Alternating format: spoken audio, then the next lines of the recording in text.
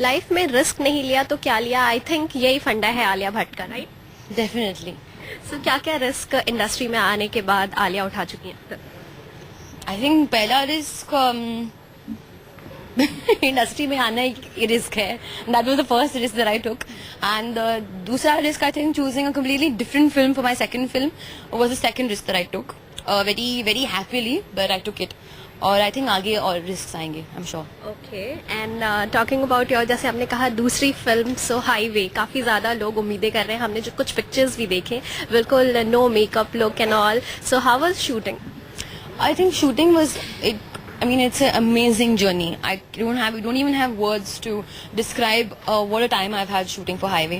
इम्तियाज अली के साथ काम करने का मौका मिला is a big deal for me. और इतना कुछ सीखने को मिला. Traveling literally throughout India, Delhi, Rajasthan, Punjab, Kashmir, Himachal, like it.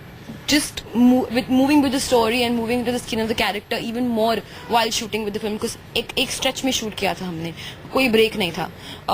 तो I think that's why we finished so fast, and I think that was the key factor in completing this film.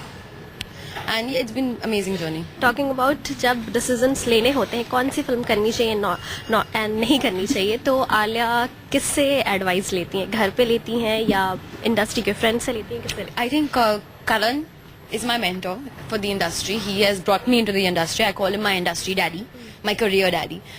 So everything, whether I'm confused what to do, what not to do, all my queries and all my questions, I'll post to Karan.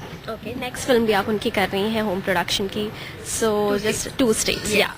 So talking about Arjun, how's working with him? Working with Arjun is amazing. I consider him a really really good actor. और उनकी हिंदी बहुत अच्छी है. वो मुझे हिंदी सिखाते हैं, वो मुझे बात करना सिखाते हैं, क्योंकि मैं बहुत जल्दी जल्दी बात करती हूँ.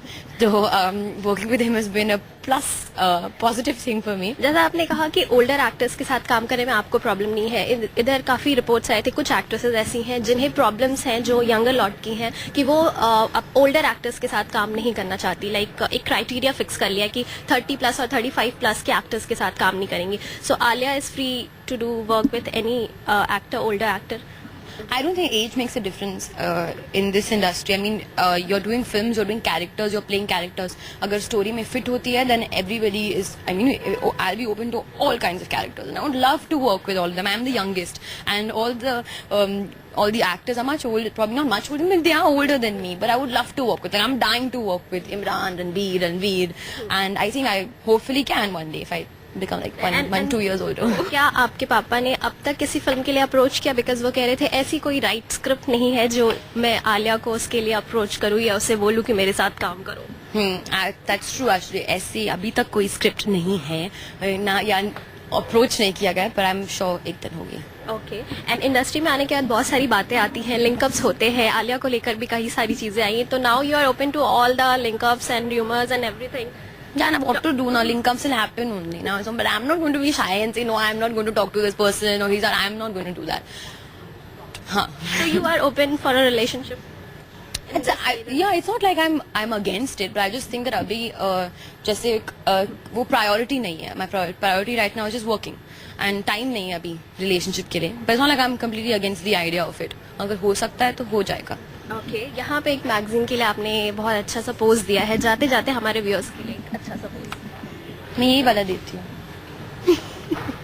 Thank you. Thanks a lot. Thank you.